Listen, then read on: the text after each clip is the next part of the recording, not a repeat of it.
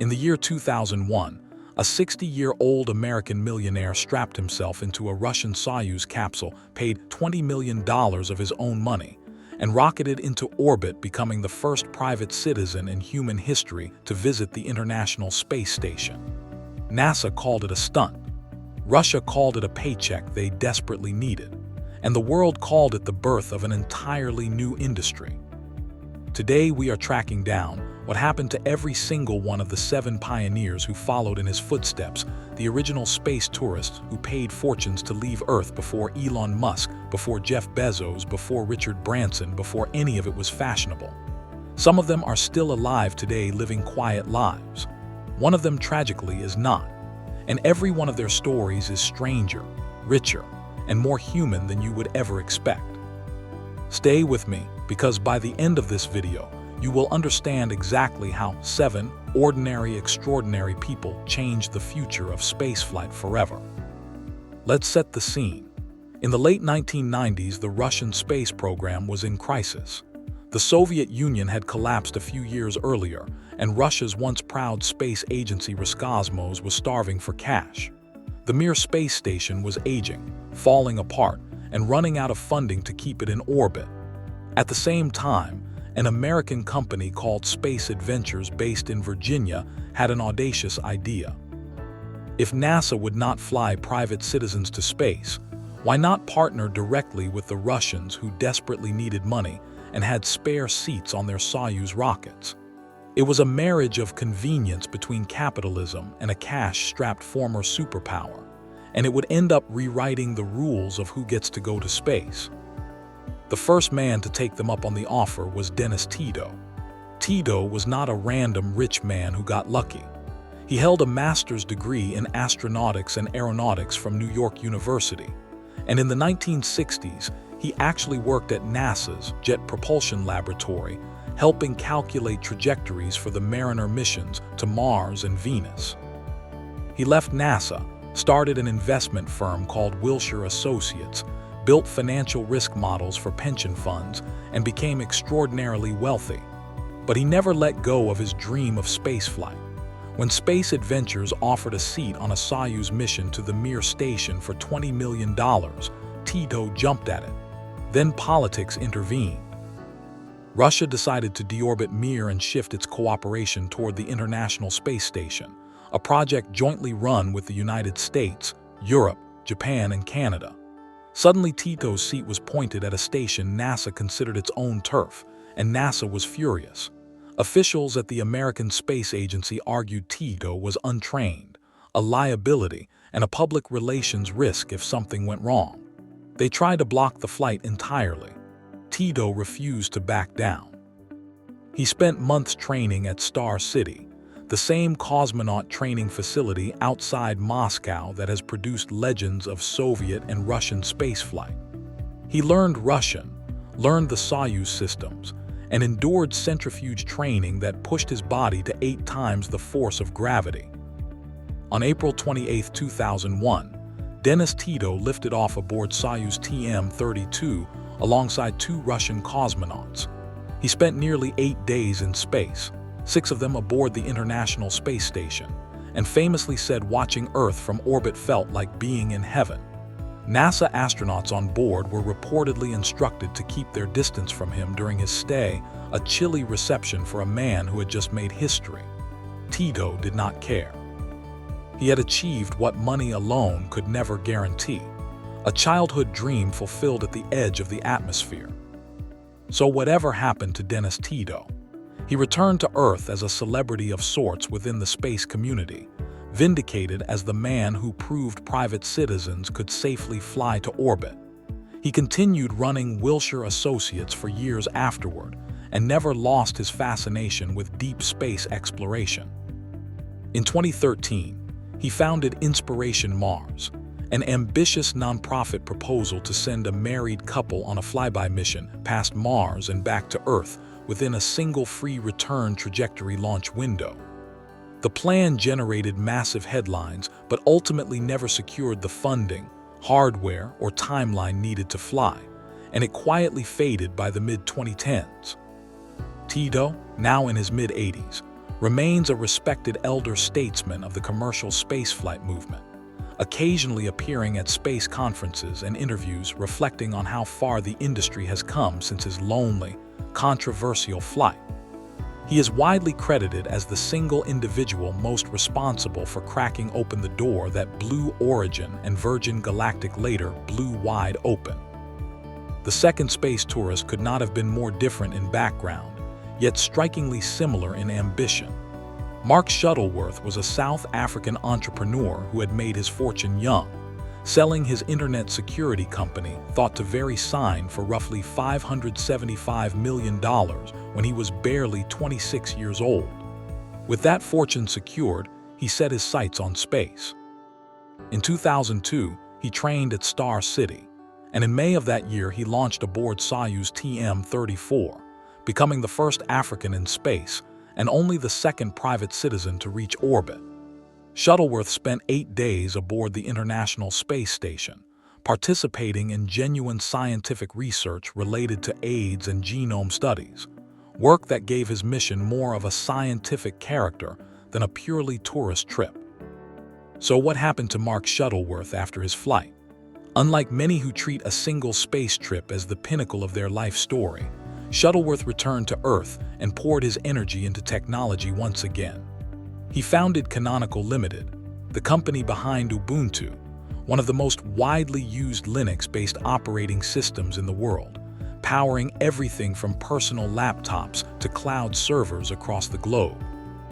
He has continued to lead Canonical for over 2 decades, becoming one of the most influential figures in open-source software, while rarely mentioning his spaceflight in business contexts. He still holds South African and British citizenship, splits time between London and the Isle of Man, and remains one of tech's quieter billionaires, a man who literally went to space and then came home to help build the software infrastructure of half the modern internet. The third tourist to fly carried a story of quiet perseverance. Gregory Olson was an American scientist and entrepreneur who built his fortune in the photonics industry, founding Sensors Unlimited, a company specializing in infrared camera technology used in everything from military applications to fiber optic communications. Olson's path to space was anything but smooth. He initially tried to fly in 2004, but was medically disqualified after doctors detected an issue during his pre-flight physical. Rather than give up, Olson underwent treatment, requalified, and finally launched in October 2005 aboard Soyuz TMA-7, spending roughly 8 days aboard the International Space Station. Whatever happened to Gregory Olson? After his flight, Olson largely returned to the world of science and technology entrepreneurship. He continued investing in photonics and sensor technology ventures, remained active as a philanthropist supporting scientific education, and became something of an advocate for the idea that private spaceflight participants should be seen as legitimate contributors to science rather than mere tourists along for the ride. He has given talks at universities and space conferences over the years about persistence, about how a medical setback nearly ended his dream, and about the importance of never giving up on ambitious goals. He remains one of the lesser publicized of the 7, living a relatively low-profile life, continuing his scientific and business pursuits. The fourth space tourist made history in a very different way. Anousheh Ansari was an Iranian-American engineer and entrepreneur who co-founded Telecom Technologies Incorporated, a company later sold for hundreds of millions of dollars. Ansari and her family were also major benefactors behind the Ansari X Prize, the $10 million competition that spurred the development of Spaceship One, the vehicle that later evolved into Virgin Galactic's suborbital spacecraft. In September 2006, Ansari flew to the International Space Station aboard Soyuz TMA-9, becoming the first Iranian in space, the first woman to fund and fly as a private space tourist, and one of the first people ever to blog live from orbit, giving the public an intimate real-time window into what spaceflight actually felt like from the inside. So what happened to Anousheh Ansari afterward? She became one of the most visible and articulate ambassadors for commercial spaceflight of her generation. She went on to serve as Chief Executive Officer of XPRIZE Foundation, the organization behind the very prize that helped launch the modern private spaceflight industry, guiding new competitions in areas ranging from lunar exploration to environmental sustainability and artificial intelligence. She remains a highly sought-after speaker on innovation, entrepreneurship, and space exploration, frequently cited as an inspiration for young women and for people from the Middle East pursuing careers in science and technology. Her spaceflight blog is still referenced today as one of the earliest and most compelling pieces of first-hand orbital storytelling ever produced by a non-professional astronaut. The fifth and sixth tourists on our list are linked by one remarkable fact. They are the same person who flew to space twice. Charles Simonyi was a Hungarian-born American software engineer who worked at Xerox PARC in the 1970s, helping develop the graphical word processing concepts that would eventually influence Microsoft Word. And he later became one of Microsoft's chief architects, playing a foundational role in building Microsoft Office. His personal fortune, built through decades at the heart of the personal computing revolution, funded not one but two separate trips to the International Space Station. His first flight came in April 2007 aboard Soyuz TMA-10, and his second came in March 2009 aboard Soyuz TMA-14, making him to this day the only private citizen ever to purchase two separate orbital space flights. Whatever happened to Charles Simonyi?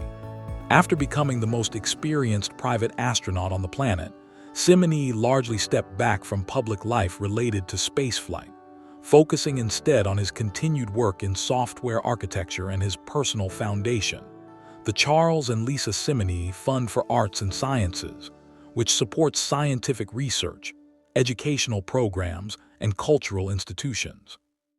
He remains a fascinating example of someone who treated spaceflight almost like a hobby to be repeated rather than a once-in-a-lifetime milestone. And his two flights are still cited in the industry as proof that repeat orbital tourism, while extraordinarily expensive, is technically achievable for those with sufficient resources and resolve. The seventh and final tourist in our count is Richard Garriott, and his story might be the most colorful of them all. Garriott is the son of NASA astronaut Owen Garriott, who flew aboard Skylab and the Space Shuttle, giving Richard a childhood steeped in the culture of astronauts and mission control. But Richard made his own fortune far from NASA, as a video game designer and entrepreneur, most famous as the creator of the Ultima series of role-playing games under the alias Lord British, a name that became legendary in gaming culture. In October 2008, Garriott flew to the International Space Station aboard Soyuz TMA-13, becoming the first second-generation American astronaut, as his father had flown to space decades earlier. He conducted educational outreach experiments during his flight, connecting with students on Earth in real time from orbit. So whatever happened to Richard Garriott? He returned to Earth and continued his prolific career in the video game industry, founding new studios and continuing to develop games long after his flight. He has remained deeply embedded in space culture, serving on advisory boards for space-related organizations, and has been vocal about his belief that private spaceflight would one day become as routine as commercial aviation. Garriott has also pursued extreme adventuring on Earth, including expeditions to the deepest parts of the ocean and to both poles, becoming one of the few people alive to have visited the North Pole, the South Pole, the deepest point of the ocean, and outer space, a quiet distinction he holds among a very small handful of explorers worldwide. Now we come to Guy Laliberté, the eighth flight chronologically, but often counted among this same era-defining group of 7 paying private orbital tourists before Space Adventures shifted its Soyuz seat program. Laliberté was the Canadian founder of Cirque du Soleil, the entertainment empire that transformed circus performance into a global artistic and commercial phenomenon. In September 2009, he flew to the International Space Station aboard Soyuz TMA-16, using his flight to promote his One Drop Foundation, an initiative dedicated to providing clean water access to vulnerable communities around the world. Laliberté staged an elaborate poetic performance broadcast from orbit involving artists on Earth, blending his creative background with his spaceflight in a way no other tourist before him had attempted. Whatever happened to Guy Laliberté? He eventually stepped back from day-to-day control of Cirque du Soleil, selling a majority stake in the company in 2015 while remaining involved in a reduced capacity. He has continued to focus heavily on the One Drop Foundation, which remains active today working on water security projects across multiple continents. Laliberté has largely retreated from the public spotlight in recent years compared to his flamboyant circus empire days, focusing his energy on philanthropy, environmental causes, and occasional poker tournaments, another passion of his, while his 2009 spaceflight remains remembered as one of the most theatrically ambitious private missions ever flown. Now here is the somber note woven into this otherwise triumphant story. Of the individuals who flew as private paying orbital tourists during this pioneering era, all 7 of the primary flights we have covered survived their missions safely and returned home. Their program, however, was not without tragedy in the wider space community during this period, and the Soyuz system they flew on has experienced serious incidents in both the years before and after their flights, a sobering reminder that despite its routine appearance today, spaceflight has never stopped being an inherently dangerous undertaking. Every single one of these 7 pioneers understood the risks fully, trained rigorously for months at Star City, and chose to fly anyway, driven by a conviction that humanity's future belongs beyond Earth. What is remarkable when you step back and look at all 7 of these stories together is how varied their post-spaceflight lives became. An investment fund manager who tried to organize a Mars flyby mission. A software billionaire who built one of the world's most popular operating systems. A photonics scientist who quietly returned to his laboratory. An Iranian-American entrepreneur who became one of the most powerful voices in the Innovation Prize economy. A software architect who simply went back to space a second time because he could. A video game legend who kept designing worlds, both digital and real, from the ocean floor to the poles. And a circus mastermind turned philanthropist who used his mission to try to solve the global water crisis. None of them became career astronauts. None of them stayed in the spotlight of the space industry permanently. Instead, they scattered back into the ordinary, extraordinary lives they had built before their flights, forever changed by roughly a week spent orbiting the Earth at 17,500 miles per hour. Their legacy, however, did not scatter, it compounded. The program these 7 helped pioneer through space adventures directly proved to a skeptical aerospace industry and a skeptical public that private citizens could train for, survive, and meaningfully participate in orbital spaceflight. It planted the seed that would eventually grow into SpaceX flying private crews on Dragon capsules for Company Inspiration 4, and the Axiom missions to the International Space Station, into Blue Origin flying dozens of paying passengers on short suborbital hops past the Kármán line, and into Virgin Galactic finally delivering on the promise that Anousheh Ansari's prize money helped fund decades earlier. Every billionaire who has since strapped into a rocket, and every ordinary person who dreams that one day they too might see the curve of the Earth against the blackness of space, owes an unacknowledged debt to these 7 pioneers who paid extraordinary sums, endured grueling training in a foreign country, and proved that the ticket to space did not have to come exclusively through a government space agency. So the next time you see a headline about a new billionaire launching to the edge of space aboard a gleaming new rocket, remember that the real trailblazers wore Russian flight suits, trained in the same facility that produced Yuri Gagarin's successors and flew aboard aging Soyuz capsules 2 decades before it became fashionable. Dennis Tito, Mark Shuttleworth, Gregory Olson, Anousheh Ansari, Charles Simonyi twice, Richard Garriott, and Guy Laliberté. 7 names, 7 fortunes, 7 journeys beyond the sky, and 7 very different lives lived afterward on the ground they had once looked down upon from orbit. If you enjoyed tracking down these hidden chapters of space history with me today, make sure you subscribe for more deep dives into the people, missions, and mysteries that shaped our journey into the cosmos. Because the story of humanity in space is far from over. It is only just beginning.